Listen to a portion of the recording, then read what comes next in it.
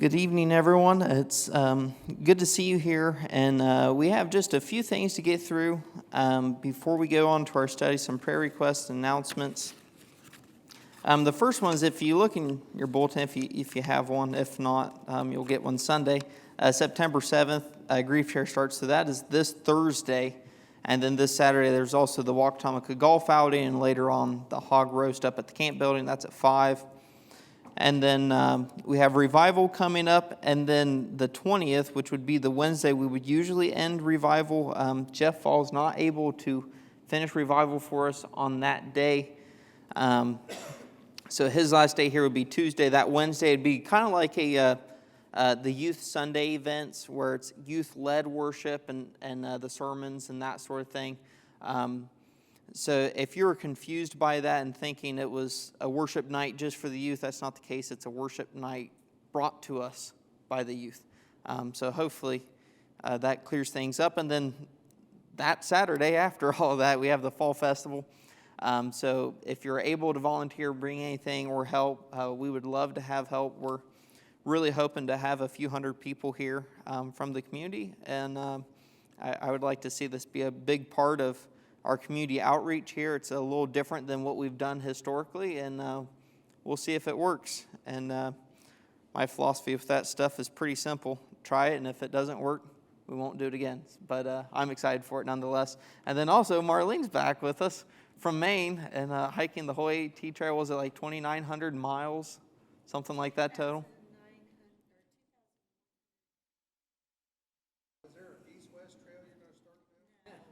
Yeah, are you off to the Continental Divide? Yeah, I would call it good after that too. End on a high note. All right, and does anyone else have any prayer requests or anything like that?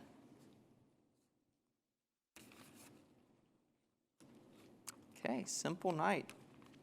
Well, I will say that I just heard from Brenda, she did crack a rib on top of the cot. She just found out. Okay. Oh my. And she hiked down after that. Yeah, you're lucky to have to carry her. Wow, how about that? Okay. That being said, we will go ahead and have prayer. Father in heaven, we thank you so much for the God that you are. We do thank you for being in our life, and we just ask that you be with all those people that we love that might be in the hospital, in the nursing homes, in their home by themselves, whatever the situation is, Lord. And we just ask that you continue to be with them and allow us to be the answer to their prayers if we're able to. And God, you are so good. Thank you for being our Father, and thank you for allowing us to be your sons and daughters. In your Son's name, Jesus Christ, we pray. Amen. Okay, so if you read ahead in Genesis chapter 5, you found out that it was very exciting. A book of genealogies. So we'll have some things to talk about. Hopefully you grabbed one of the outlines in the back, and I'll read through it, and I'll take the advice that they gave us in seminary. You don't have to know how to say it. You just have to say it fast and with confidence, and everybody will believe you. So don't quote me on the pronunciation of these names. That being said, Genesis 5, I'll just read the whole chapter. This is the book of the generations of Adam when God created man. He made him in his likeness. Male and female he created them, and he blessed them and named them man when they were created. When Adam lived 130 years, he fathered a son in his own likeness after his image and named him Seth. The days of Adam, he fathered Seth, were 800 years, and he had other sons and daughters. Thus all the days of Adam lived were 130 years, and he died. When Seth had lived 105 years, he had fathered Enosh. Seth lived after he fathered Enosh 807 years and had other sons and daughters. Thus all the days of Seth were 912 years, and he died. When Enosh had lived 90 years, he fathered Kenan. Enosh lived after he fathered Kenan 815 years and had other sons and daughters. Thus all the days of Enosh were 905 years, and he died. When Kenan had lived 70 years, he fathered Mahalalel. Yep, there was one of them. Kenan lived after he fathered that guy 840 years and had other sons and daughters. Thus all the days of Kenan were 910 years, and he died. When Mahalalel had lived 65 years, he fathered Jared. Mahalalel lived after he fathered Jared 830 years and had other sons and daughters. Thus all the days of Mahalalel were 895 years, and he died. When Jared had lived 162 years, he fathered Enoch. And Jared lived after he fathered Enoch 800 years and had other sons and daughters. Thus all the days of Jared were 962 years, and he died. When Enoch had lived 65 years, he fathered Methuselah. Enoch had walked with God after he fathered Methuselah 300 years and had other sons and daughters. Thus all the days of Enoch were 365 years. Enoch walked with God, and he was not for God had took him. When Methuselah had lived 187 years, he fathered Lamech. And Methuselah lived after he fathered Lamech 782 years and had other sons and daughters. Thus all the days of Methuselah were 969 years, and he died. When Lamech had lived 182 years, he fathered a son, called him Noah, saying, out of the ground that the Lord has cursed, this one shall bring us relief from our work and from the painful toil of our hands. Lamech lived after he fathered Noah 595 years and had other sons and daughters. Thus all the days of Lamech were 777 years, and he died. After Noah was 500 years old, Noah fathered Shem, Ham, and Japheth. And we learn in the next chapter, or 2 chapters, that it was 100 years after this that the flood happened. So when you take all that together, we'll talk about the age and the implications of that. But we have a few things to talk about just at the very beginning there of the generation. So when we're talking about Genesis chapter 5, we already talked about some of these reasons, but there's some more that we might need to cover. So one of the reasons we said that they are tracking men, the genealogies of men. Do any of you remember what the reason for that was we talked about last week? Yeah, the Messiah. Thank you, Brenda. The Messiah was to be a man, so they're paying attention to men because they want to know which one is the Messiah. And you'll notice there at the very last verse, I think it was, talks about Noah, right? This one will deliver us, from this. So what did these guys think Noah would be? The Messiah, right? They thought he would be the one to finally break the curse. And there's some implications of that we'll talk about. The first one being maybe that we'll go ahead and say is, if they're still looking for a Messiah, they're still teaching the story of Genesis chapter 3, right? The fall out of the garden, the redemption of man, which means despite whatever might be going on during this period, there is still some level of religion. And with that being said, this specific genealogy, because there's other guys in here that aren't mentioned that we know are born, like Peleg, for example, we'll talk about him. There's other guys in Genesis chapter 10 that are mentioned that we don't hear in this story. And it might be because the reason why these names are mentioned is because these might be the trace of the remnant. These might be the faithful ones that continued to preach. And because they continued to preach generation after generation, they came to Noah. And that might be why Noah was a God-fearing person, because this long succession of godly men and women teaching about the promise to come. That's just a theory, but it does make sense. This could, well, let me say it like this. So they had plenty of sons and daughters. We're seeing just a handful. There's some 11 different generations we can count here. Odds are there are tons and tons and tons of people, huge populations, because you can imagine, and we've talked about this, if you can have families within, however many years have 10, 12 kids, imagine how many you can have in 800 years. And the average age of life in this time works out to be over 800 years per person. That was the average. And we'll talk about why that might be and what happened to that. But that's an interesting thing. We have population growth at a drastic rate here. And right out of the beginning, so verse 1, verse 2, we see that mankind is God's possession. He names us, and we talked before about how whenever you name something, as a result of naming it, that gives you possession over it. We remember Genesis chapter 2, right? That's the creation account through Adam's eyes. And God leads Adam to all the different beasts and all the different places, and he has them name them. And the reason he does that is so that he could subdue nature. But God names Adam and names Eve and also names mankind. So in other words, though mankind might have the authority to subdue the world, God ultimately has authority over mankind, right? Even though we're rulers here, he is still the ultimate ruler in that sense. And that principle kind of applies in our life too. You know, whenever you get a dog, it's not uncommon to rename a dog if it's an older dog. Sometimes you don't rename it. Sometimes you adopt that name. When you have a kid, you don't let other people name it for you. You don't let the hospital fill it out and hope it's one you like. You have the opportunity to name it. When you were a high schooler, odds are you named your car. Some people might still do that, but you name it.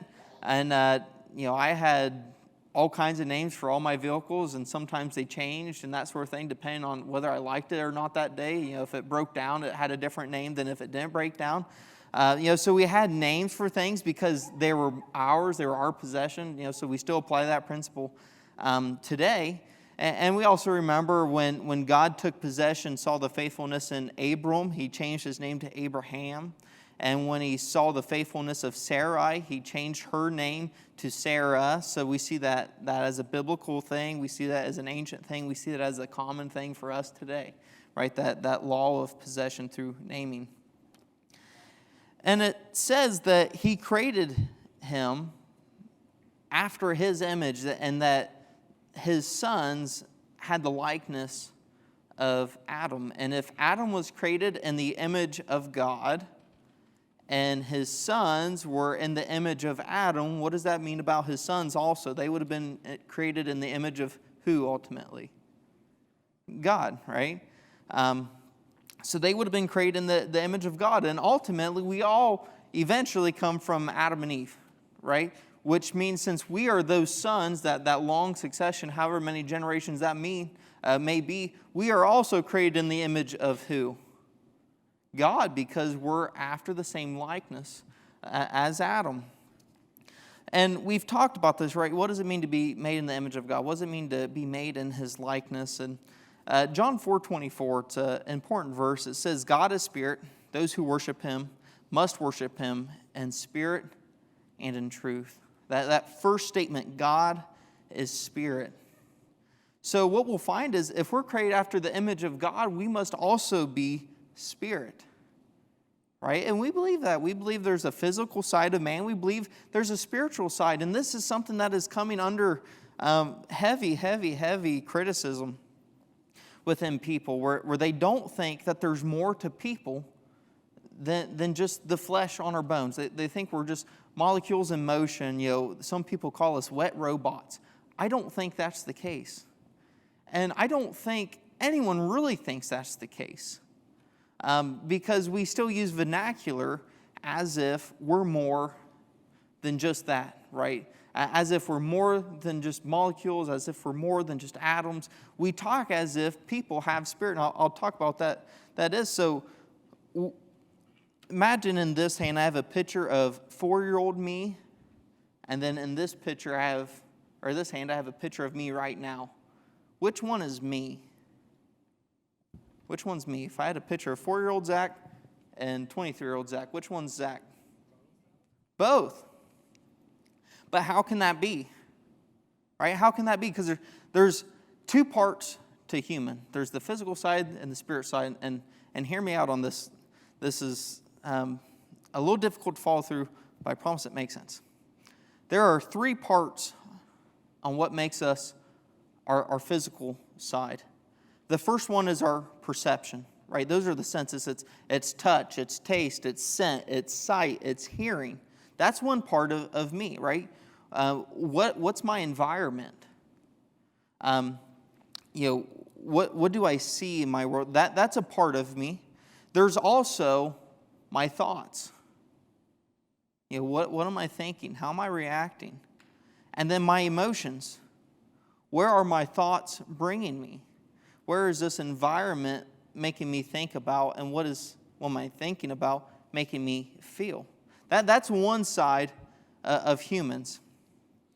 But then there's more than that. And that illustration of the 4-year-old me and the 23-year-old me, at the time I get to 4 years old, that 19-year difference, there's not a single cell in my body that's the same as when I was 4 years old. My body will be completely different. Meat, tissue, fat, it would all be 100% different because cells don't live that long. They're dying and they're being replaced. So I am 100% new from an atomic level from 4 years old. So I'm not Zach in that way. Now let's talk about my senses, my perception, right? What I was tasting at that point, that would be completely different than now because I'll give you an example of that. I was so dumb once as a kid. I saw my dog lick the carpet. I thought, well, it must be good. So I licked the carpet, and I'm like, pulling dog hair off my tongue. I'm like, that's disgusting. I used to have a palate that basically craved mac and cheese and chicken nuggets or nothing else. So, my perception of taste was different. The way I felt was different in the sense that I was still figuring out textures and how to move and that sort of thing. I'll give you another example of how dumb I was as a kid. So I would ride my bike. I taught myself how to ride my bike. And when it would get wobbly, I thought, the bike wants to fall. Brakes, step off the bike, let it fall, that way it can have its moment, get back on the bike, and start cycling away. The bike got it out of its system. It doesn't need to do it anymore. That's what I thought as a kid. Don't ask me why. I remember one time we were at a friend's house. I did that same thing, and I was just far enough I could hear people talking about me, but I couldn't hear what they were saying. And it was my dad and his friends. And I thought, they're over there bragging up his son. You're like, look how smart my son is. He's got this figured out. He's self-trained. Good job, son. And now looking back in hindsight, I'm probably thinking like, it's 8 o'clock in the morning already, the boy ain't right type of thing. You're like, what's going on here? So, our thoughts and our feelings and our movements, right? What we see that's completely different. How we hear things, not just the waves, but how we process that's all different. Our thoughts are different. Our emotions are different from our present age to our toddler age. Everything about us is different in the physical way.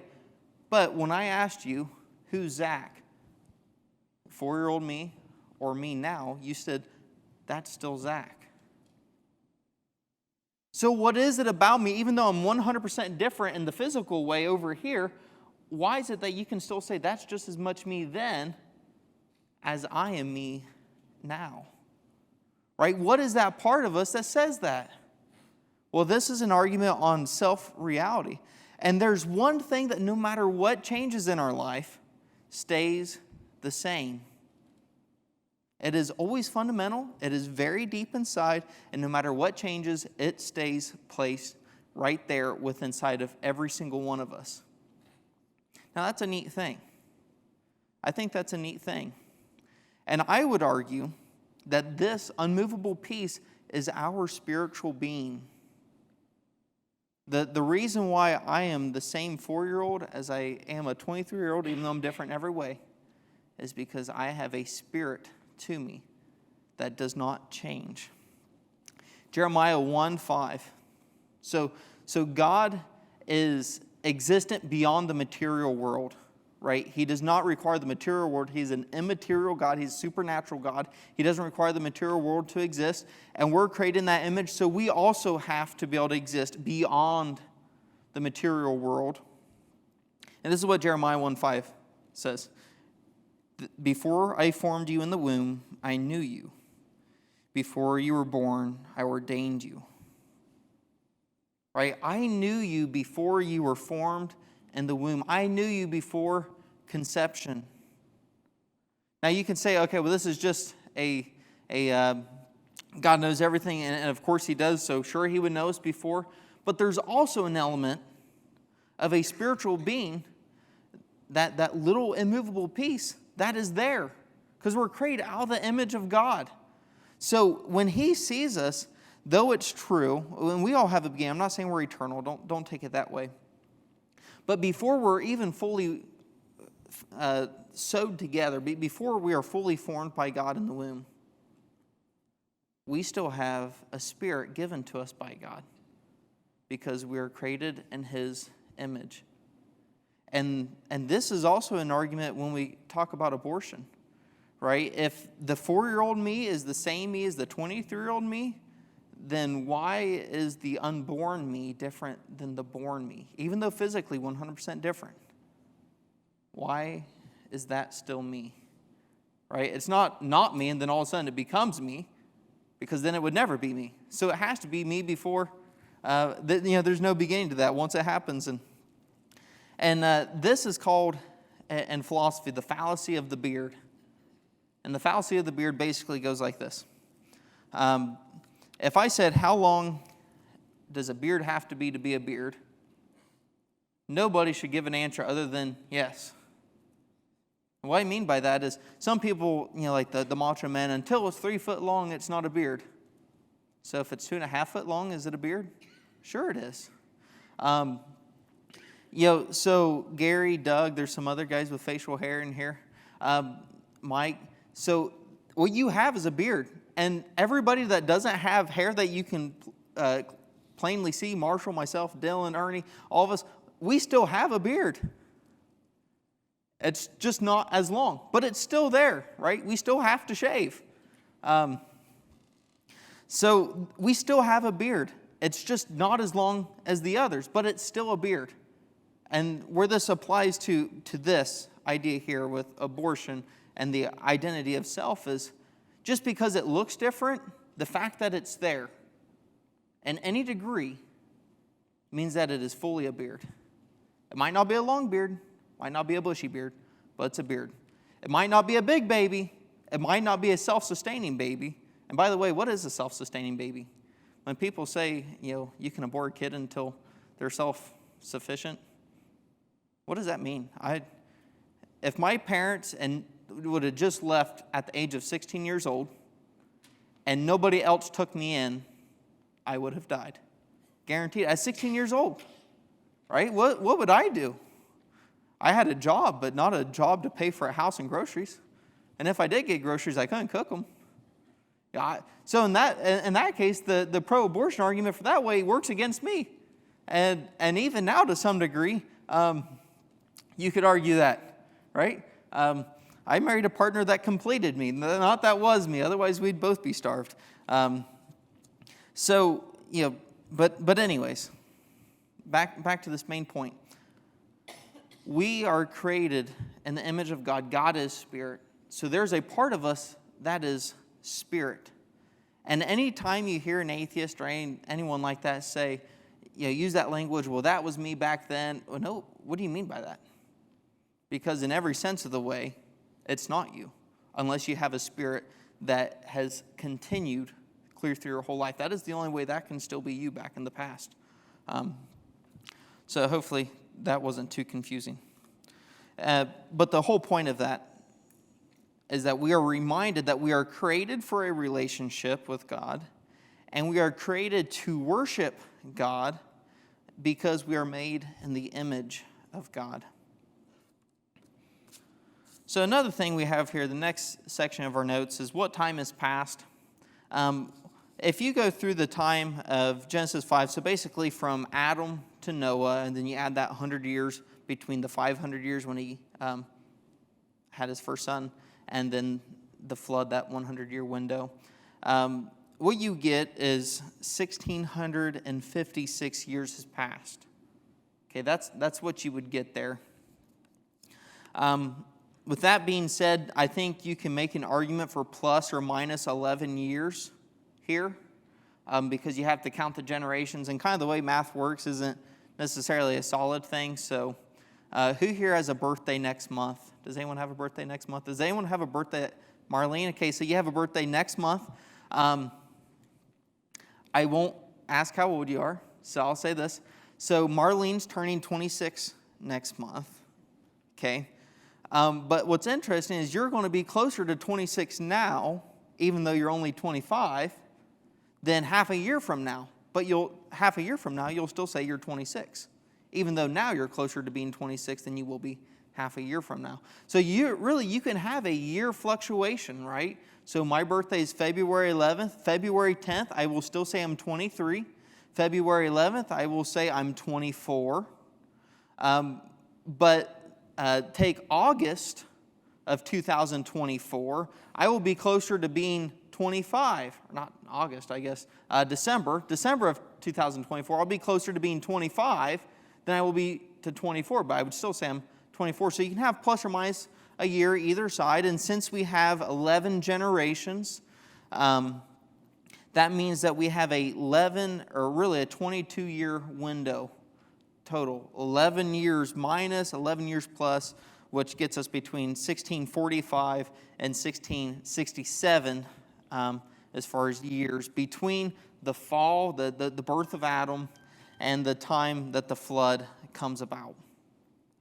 And then this is where we get into a little bit of the age of the earth. When we add these portions up, so the next one would be from Abraham to Moses, and then we'll get from Moses to Jesus, and then once we get caught up with Jesus, we've got the calendar to help us out. The Gregorian calendar that we use today is still based off that, and it's, in my opinion, about 7 years off.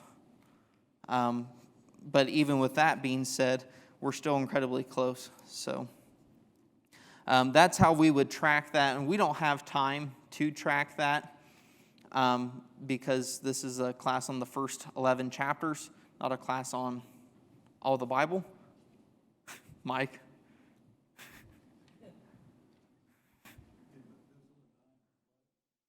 Ooh. Did Methuselah die in the flood?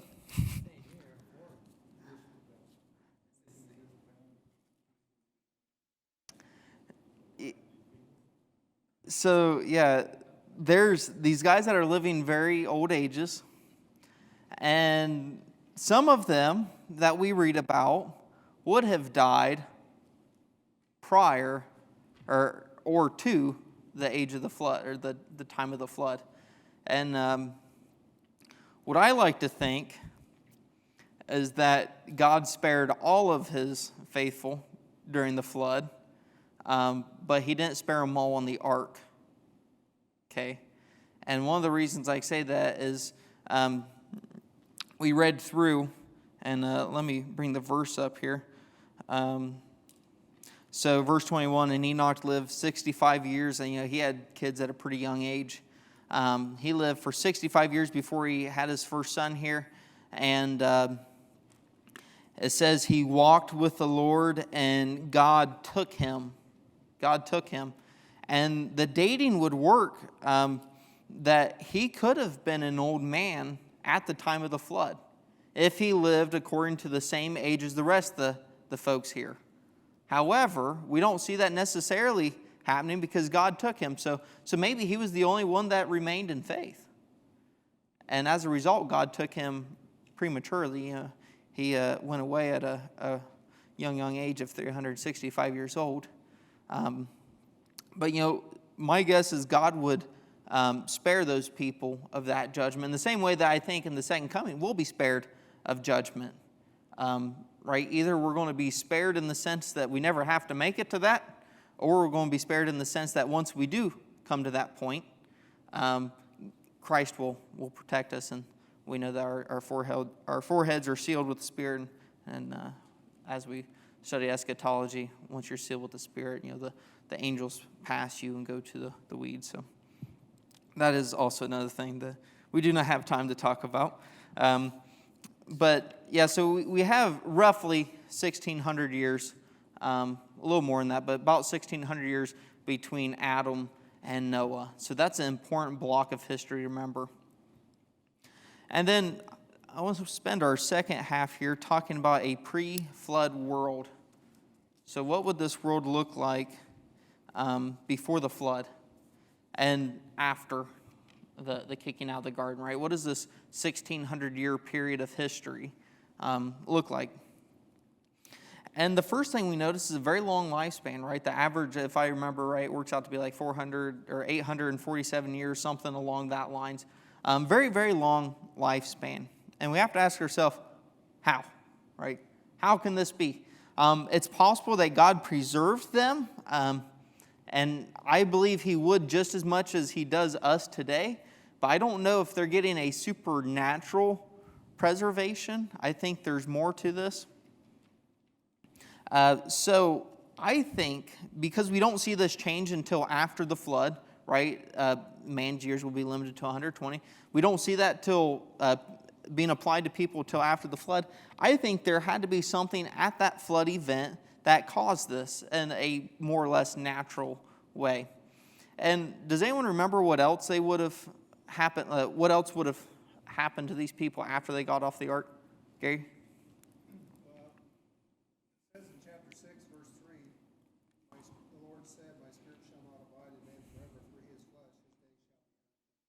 Mm-hmm. So God, at that point, decided live that long. Well, I guess the other thing is that prior to that, it never rained. The atmosphere would have changed after the flood because the water that was above was no longer above. I think also that the age factor, when God created Adam, Adam was perfect cells. They did not degenerate. With the help of the tree of life, I think, they regenerated. So you had all these people being born. They had perfect cells or close to it. So they had long lifespans. And that's going to come up again with the Nephilim, but we won't get there tonight. But anyways, that was happening. That's how you create the numbers we have. Everybody has a long lifespan. They have a lot of kids and offspring. Then, because of the flood, you went down to 8 people. The genetics have changed. You're down to 8 people. You don't have a whole influence of genetics. That's in turn going to change the population. Yeah, that's a good point. You're going to a smaller pool. And to Gary's point, God, before the flood, says your days are going to be limited to 120. But what happened right after that? The flood. So there's that period where if anyone, and I'm sure someone, had dropped dead between verse 3 and verse 9. I'm sure someone there had died. But as a whole, the next death that was being seen by mankind was coming in form of water, not the natural death, right? If anything, you were given mercy to die of natural causes before the great flood would happen. There's this period here, and I think both of those are really good points. I think another factor is a drastic change in nutrients, and I think that might be one of the reasons why at that point when they got off the ark, God says, okay, now kill and eat, because the land, Ernie, you're a farmer. I don't know if you ever did this. You ever get dirt put in a vial and shake it up and see it in its layers, or see by the creek bed how it does that? So imagine for a second you get the whole world, you put in a big thing of water and you shake it up real good. Okay? Everything that was nice and blended, and you had the perfect silt loam, and all your nutrients were there, and it was nice, good soil, all of a sudden just got divided into rocks, clay, sand, and a little bit of topsoil, right? So our soil was drastically changed at that point, along with other things. You change the soil, you change the plants. So I think there's several reasons that all kind of come together at this point of the flood. The flood, in my opinion, is one of the most pivotal historical moments for the Christian to remember. I think it is one of the most pivotal historical moments for the Christian to remember. And I have pity for the Christian that dismisses a global flood, because without the global flood, so many things are unexplained. Fossils, which take dirt that needs to become liquid. You know how you get dirt into liquid? Put some water on it, and you get mud to bury things. You ever notice how a lot of dinosaurs, when we pull up their fossils, their head's always bent back as if they're gasping for air? Yeah, it's a neat thing, huh? I wonder why. Also, any idea of a ice age, which we know there was an ice age. The reason we know that technically we are still in a ice age because we have ice on our northern and southern caps. So that's a receding ice age. We're coming out of one from history. And that would change so much of the environment. So a lot of times when you hear about the Promised Land, it is a place of lush and green and abundance. Grapes so big it takes 2 men to carry them. And we look in the Middle East today, and is there anything anyone there wants? No, the only thing worthwhile in that area, except for the beautiful history, is the sandstone. That's the only thing I would pull out there from a material standpoint. Everything else is dead. And there's probably some life, but it's by no means the Florida they're trying to describe, right? Lions and bears, and there's a lot of sand and a lot of just death. There's even a sea out there called the Dead Sea. Just a very barren land in a lot of ways, and there's still a lot of fruit there, but that's in recession of what it used to be, right? Any beauty that there is there now was there 100-fold prior in history, and the flood would cause that. The flood is a huge part of this. I also think there could be a spiritual side of this 120 years, and that is if man can become better or worse given 80 years, right? When you, excuse my bluntness, when you meet elderly people, they're either the best or the worst.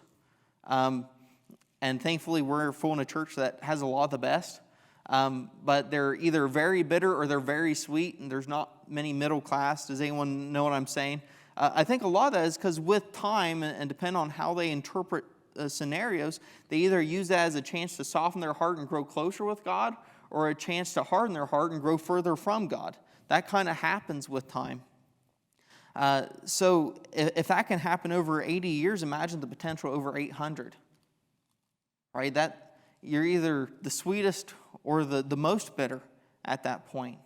And how they would live their life would obviously tell that. But man could become incredibly evil over 800 years. They could become incredibly evil. And I think it could be out of meeting the requirements. So they would have had it a little easier when you read the text just in the most natural way. They would have had the Garden of Eden to go and see, and it would have been there.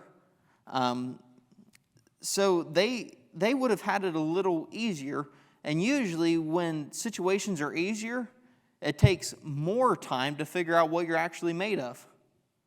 Where when times are hard, the decisions you have to make are very tough decisions. So you put a man in a very luxurious life where all his needs are met, and you will have a hard time telling the character of that man. Put a man over a short period of time and make it awful, and you will know everything about that man you need to know. That's kind of the way time works. So they would have had, faith would have been very easy because they had the tangible element to it where they can go and see the garden, right?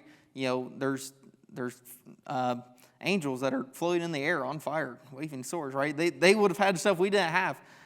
So it would have been a little easier. And maybe I'm wrong in that, but nonetheless, I think it's an interesting point that our faiths would look different because today it is harder to have faith. And I think Jesus proves that, right? He talks to Thomas, says, you believe you believe because you see me, but blessed is the one who believes without seeing.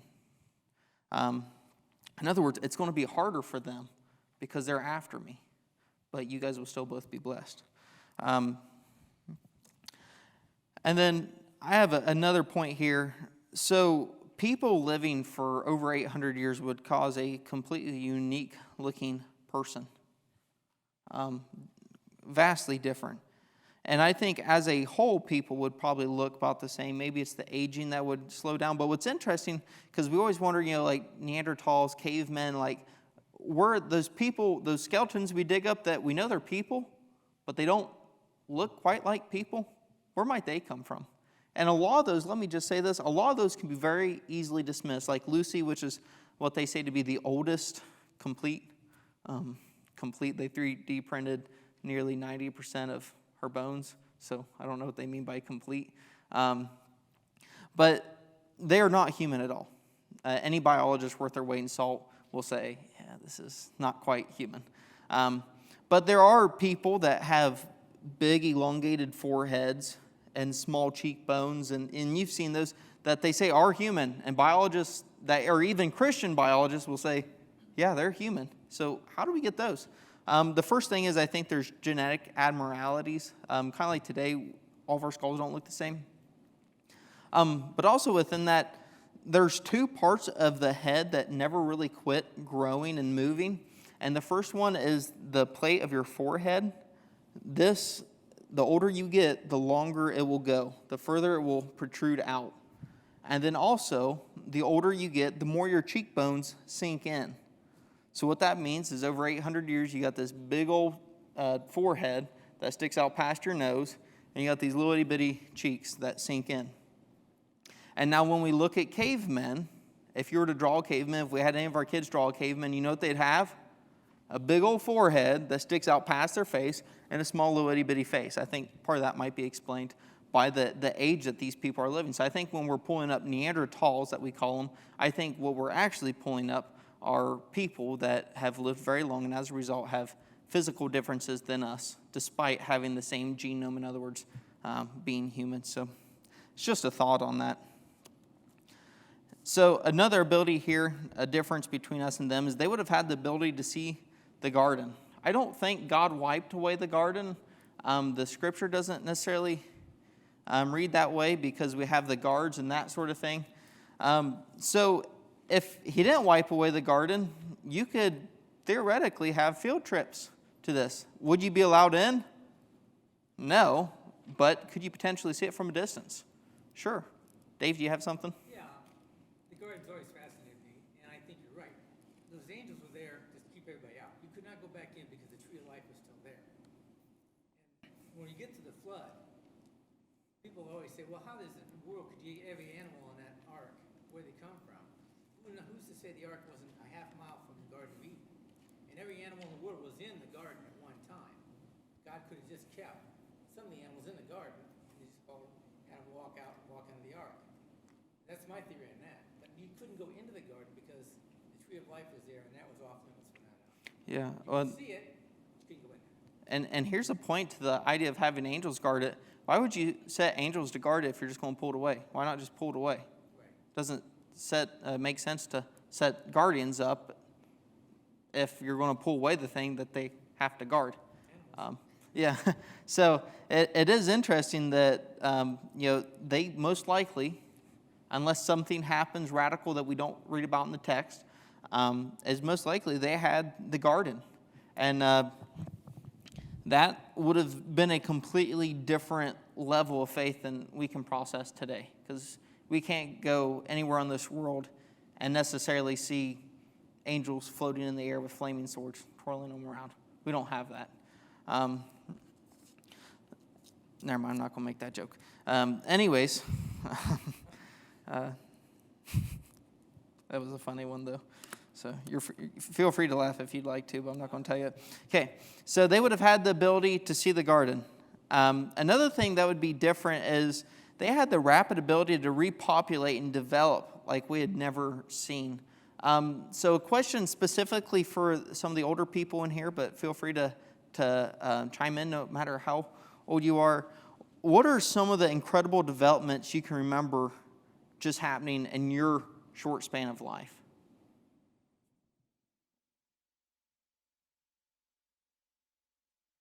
Microwaves, cell phones. Yeah. Heart transplants, and yeah, that's space missions. Yeah, and yeah, you said computers, and I remember someone also said cell phones, but our cell phones today, they say, have more computing power than the computer that sent the astronauts to the moon.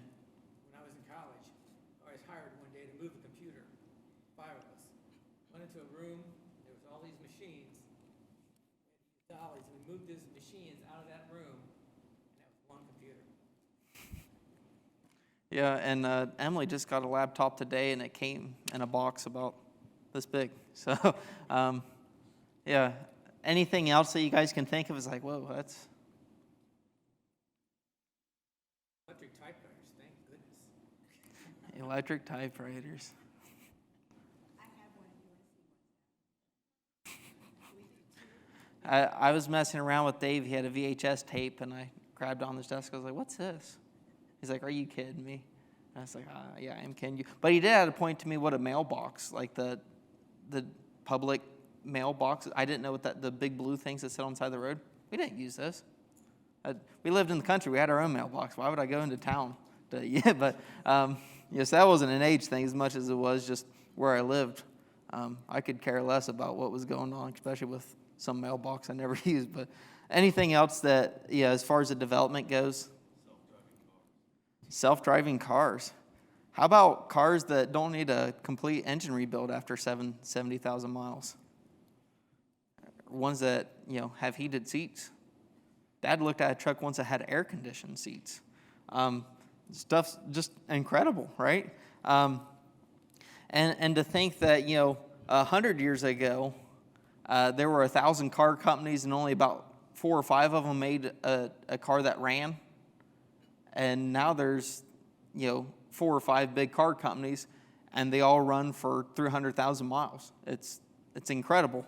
And then also, just computer. And, the idea of Bluetooth and Wi-Fi. Right now, my phone is getting a signal from somewhere clear over in Apple Valley, which is getting a signal from somewhere clear up in space, which is getting a signal from a place clear down in Nevada. It's like, whoa. Did you have something? Yeah, okay, sorry. Oh, I just saw it on my peripheral. The GPS, I can remember maps. I have to get out the highway maps, and I did a lot of work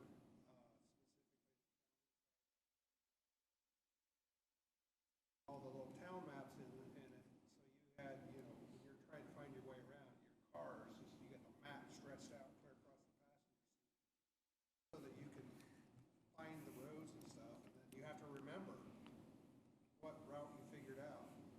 And now you put a GPS in, you go somewhere, you don't have any idea how you got there. You just follow it with your phone. Or like Dylan said, you punch it into the car and you don't even remember making a turn because you didn't. You just let it take you. And that's dangerous, child. I tell you what, I know how to read a map because when Doug and we went up to Michigan, we had to use a map a few times. Up in the UP, there's very little signal. So yeah, there's a lot of developments. How about sin? Floor open. How about sin? How does that develop? A lot more opportunity, I really believe. Yeah. So an example with bullying, something that a lot of kids go through. It used to be they went to school and they got bullied. Now it's they go to school, they get bullied. They go home, they get on their phone, and what's still there? The bullying, right? It travels with them now. It's right in their pocket. TV, right? That's Sin has always existed. And it's yeah. always been, people have always found a way. I mean, you read about Sodom and Gomorrah, where there's men knocking on the door trying to send out this guy so, Yeah. I mean, you read in Scripture, there's a lot of evil. Well, and it's very cyclical too, because you look at nations, a lot of them start off decent with some sort of standard, even if it's not the Bible, they start off with some sort of decent standard, and then it crashes. And then somewhere else starts off and it crashes and it crashes. And the reason nations follow that pattern is because people follow that pattern, right? Look at David. He started off very good, and he crashed, and then ended faithful. But he went through a period of turmoil. Abraham started off very good, and he crashed, and then ended faithful. So you can kind of go through the lines of people just crashing, but the more we advance, so to speak, it seems like the more we degrade in a lot of ways with sin, because we can get to it faster, we can get to it easier, and we can get to it without anyone knowing.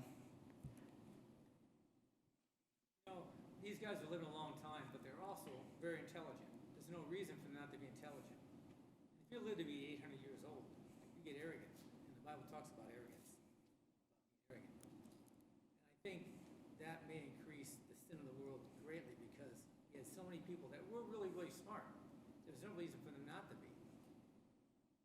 And so they just got full of themselves. I think that compounded. They want to look for something different, something more. What can we do now? I think it just got out of hand.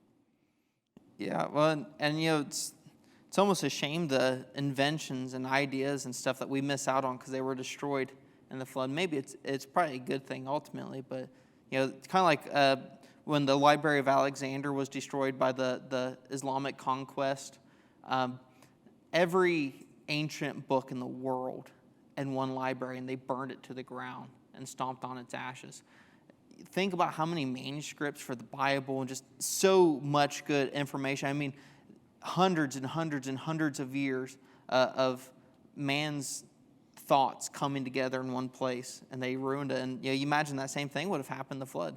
They got really high and mighty, and they were knocked back down to ground zero.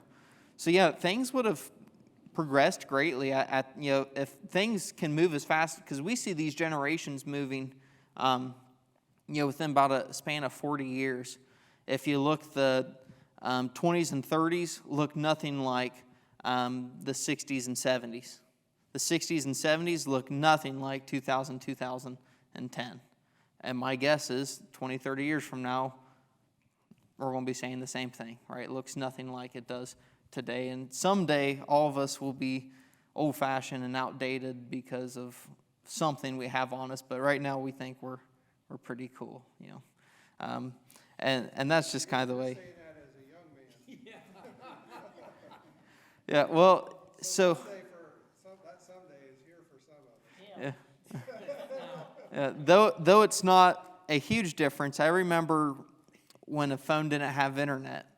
And then I remember the first phone I got that had internet and the ability to go anywhere in the world, basically, and look anything up you could ever wonder. That was a huge, that as soon as internet went mobile, that was a huge invention that's about the only one I remember, but that was a huge one. Wi-Fi and other things like that. But the world progresses incredibly fast, and you can imagine how fast it progressed. Because imagine if you were in the same trade for, say, 700 years of your life. You'd be pretty good at it, right? I remember when I worked at the mechanic shop, there was an old man there named Wayne, and I went to him for everything because he had everything and he knew everything. And though it sounds long, it's really not that long in comparison. He'd worked that job for 50 years.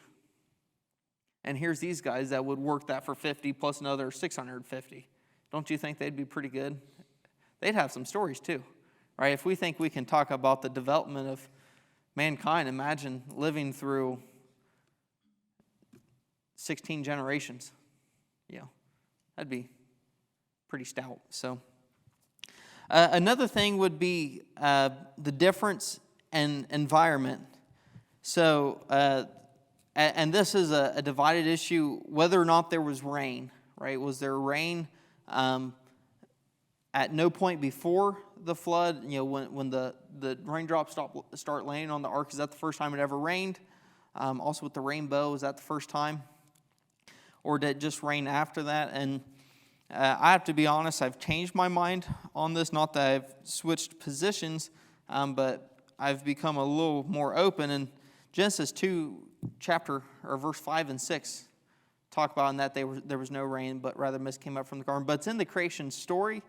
And a reading argument from the other side, because before I would say there was no rain, now I say I'm not 100% sure, but I don't think there was rain.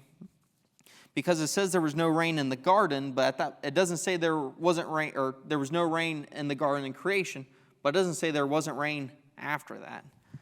So it could have rained after the creation account, after the garden. Maybe that was a part of the fall. I'm not sure where that would land. I would still lean towards no rain, because that would make the idea of the rainbow maybe a little more significant. But they're not contradictory. So just because it says during the creation account there was no rain doesn't mean there wasn't rain after the account. Because it also says there was no farming yet. Man had not yet been created to till the ground. So, but there was farming after creation. So I think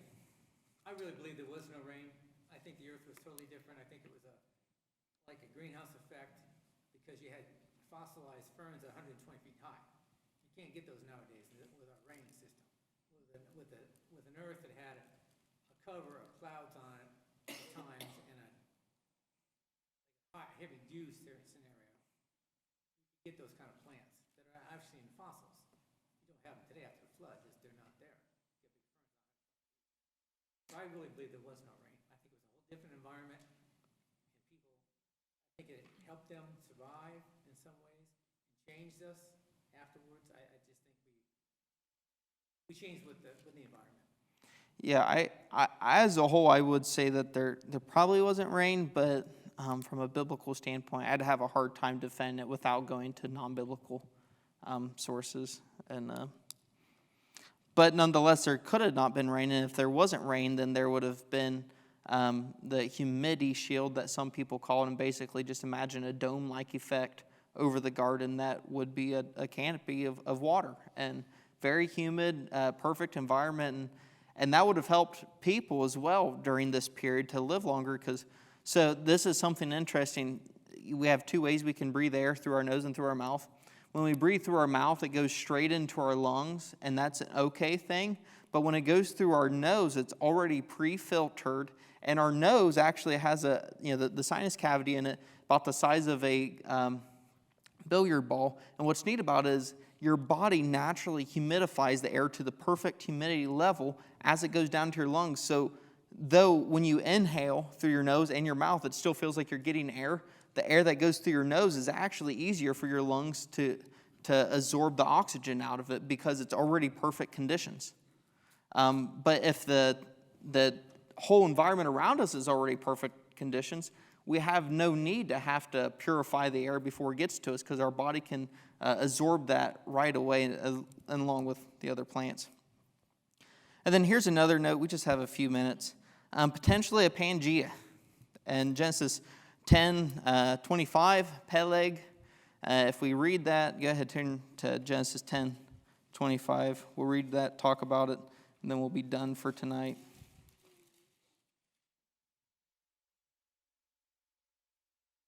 Okay, so let me get to that there. To Eber was born 2 sons. The name of one is Peleg, for in his days the earth was divided. And you have to figure out, what does that mean to be divided? Does that mean physically, or does that mean socially? And this is, I personally think that it's possible this means a great divide because that it's like an earthquake type idea. That is possible that we went from Pangea to several continents. That being said, because it happens in the time of, after Babel, I think it's more likely talking about a social divide, not necessarily a continental divide. That being said, yeah, Dylan? Yeah. It had to happen during the flood. It would have been too catastrophic at that point in time. A lot more people would have died. That's a catastrophic event, separating North America, South America, Europe. And that happened during the flood. I totally believe it. And I think this is strictly speaking about spreading people across the world. And there's all kind of evidence of that and where they went and the cultures that developed. Yeah. I think it's more of the social divide, not the physical divide. What does Peleg mean? Great divide. Earthquake. Yeah, well, it's this idea of like catastrophic, awful division is the way it would be in Hebrew. It's not just like a great divide, like you step over that way and I stepped over this way. I mean, this is a ripping apart divide, something awful, which could still be social. But yeah, I don't. How many people die when a continent shifts 1 inch? If you shift it to the other side of the globe, everybody would die. I just don't see how you would get around that. Then plus, for that, tsunamis happen as a result of this division. So to divide that much, we would be talking about water engulfing continents. And once again, God promised with the rainbow that he would never destroy people with water again. What does 1 Chronicles 19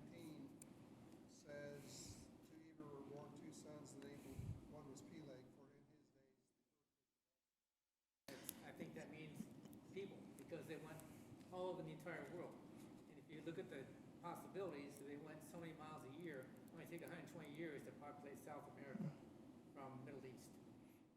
Well, and I would say now our nation's divided, but I wouldn't mean that it's, splitting apart. I would say that it's, you said that a few hundred years ago, you meant the North and South. You say it now, you mean the Republicans and Democrats. And, I would say it's that type of division. And I think if the world divided from Pangea, which I lean towards, it would have probably happened under.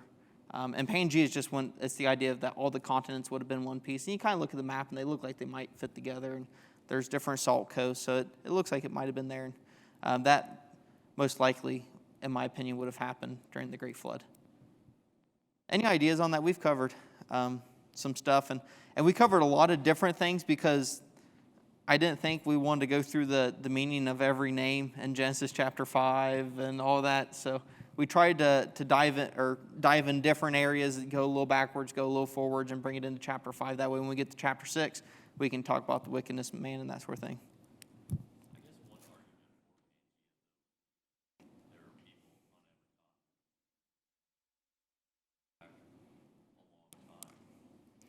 Yeah, and fossils, like fossils, we see. The rocks are the same, North and South America. I mean, it happened. It was definitely Pangea. It happened during the flood, in my opinion. Totally. But if it happened during the flood, then people had to go get from That's very easily when the oceans, because of the ice ages and stuff, after the flood, that water had to recede. You had a lot of land masses connected. And this whole study is of how they move so many miles a day. It takes less than 120 years to go to South America. Yeah, well, and within that too, even under the contemporary paradigm today, not biblical scholars, people still think the way that the Native Americans got to Native America, because they found out that most Native Americans actually have Asian descent. The way they most likely would have done that is by heading north, going through Russia, and then during the ice period, it's less than, I think, 100 miles between Alaska and Russia. And when it's ice age, and even in a winter now, you can still walk on dry land. It's water, but They talk about that in the Bible about the ice age, basically. And they also, the whole thing was they built the Tower of Babel, and they had to be separated because of that. If you look at some of the structures from Egypt down to South America, they're built the same way. They even use the same things to hold the blocks together sometimes. People knew each other somehow. yeah. Well, and the only continent that doesn't have people is Antarctica, and that's the only one that you can't theoretically cross over an ice cap. But there are fossils there of dinosaurs. Yeah. Well, if it were all one, they would have died and got shaken. And no. Yeah, I agree. Any other thoughts on this?